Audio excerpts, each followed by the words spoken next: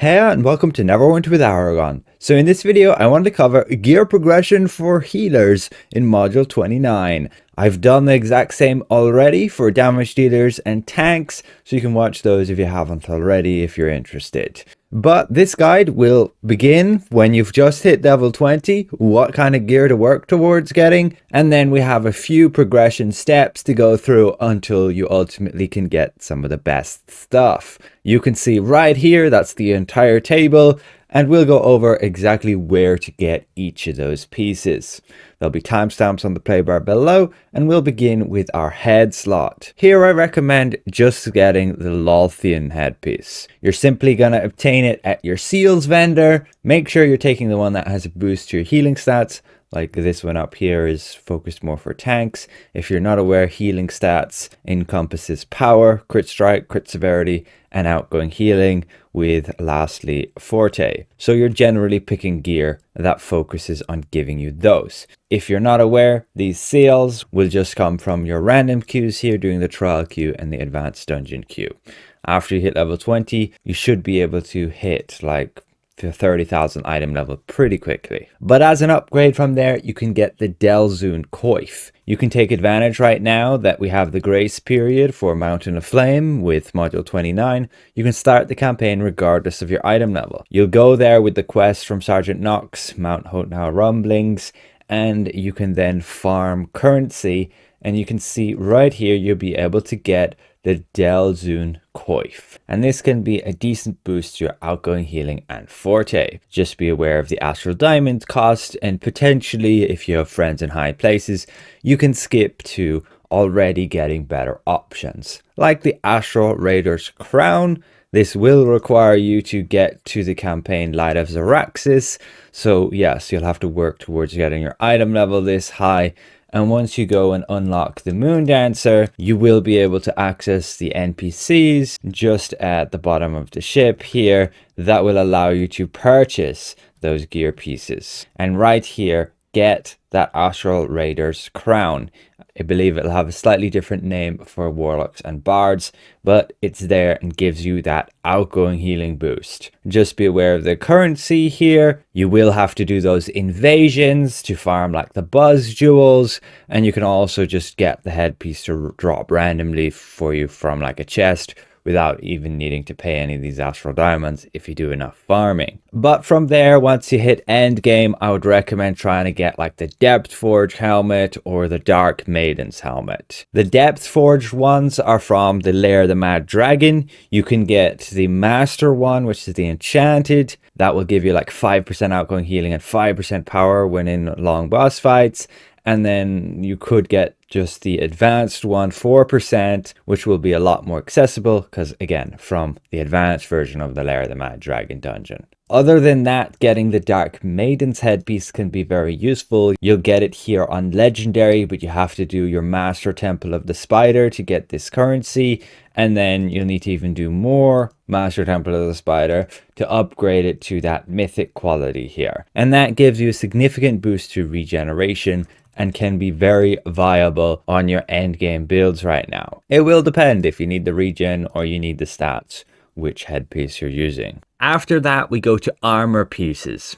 And again, I do recommend just beginning with either the Lothian piece or the Dragonsteel piece. And that will give you, again, boost to those ratings of power and outgoing healing with this one and outgoing healing with this one. You might have too much outgoing healing, particularly when we look at boots, so getting the extra power might be more useful there. Just have a look for yourself. But again, those seals coming from those random queues, the dragon seal is much more easier to obtain just through the dungeon and skirmish. But you want to upgrade from there with like the superior plate or the tactful leathers.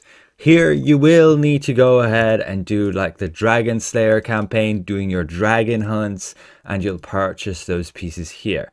Now if you're a heal over time healer, like your Bard, Warlock and Cleric, the tactful leathers can be very useful for like up to 15% healing stats there. But otherwise, if you're like a paladin or a shield warlock, then the superior plate can be better just for the more reliable outgoing healing. Now, doing dragon hunts can be quite the endeavor, so maybe you want to skip it with just paying some Zen. You can buy out the Dragon Slayer campaign along with being able to purchase these reagents needed, the materials directly for purchasing any of that gear. Be aware you can get all of this stuff on the auction house for diamonds as well. But getting into end game, I recommend the Healing Raiment or the Depth Forge armor. This Healing Raiment comes from just your Demon Web Pits dungeon, but you will have to do it on Master, and you can see all of the gear, including that one right there. Your Depth Forged, again, just comes from the Lair of the Mad Dragon dungeon.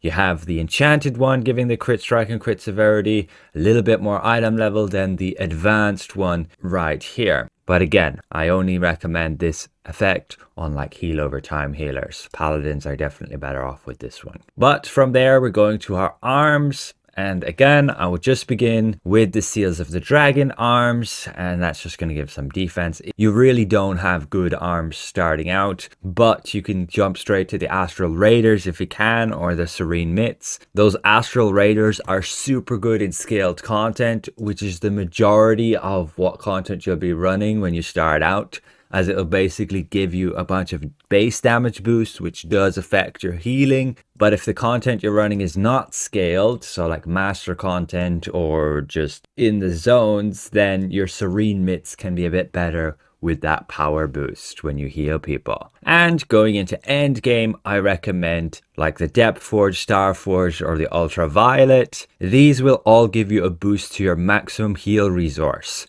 Again, named a little bit differently if you're Warlock and Bard, but same effect, giving you 20% like Divinity, Soul Weave, or Performance. The Depth Forge ones are 20% there. The Enchanted ones from the Master Dungeon, you can get the Advanced ones at 15%, and then you can get like the Star Forge one at 25%. They're usually the best, along with Ultraviolet, also 25%. These coming from your Master Imperial Citadel, with the Star Forge from your Master Moon Dancer. But now we go to our feet, and there's not a lot of options here, and I would just go with, again, the Seals of the Dragon boots, the Dragon Steel ones. These ones will give outgoing healing on Paladin and Cleric, and I believe they give like crit strike on Warlock and Bard, but still very good there. And you'll use them for quite a while until you can get like the Depth Forge, Star Forge, or Ultraviolet ones, which will give you this healer resource regen. So Star Forge is like 20%, Ultraviolet is like 20% in only wild space and 10% out of that. And then the Depth Forge, the Enchanted ones, is like 15% in fire themed and 7.5% out of that,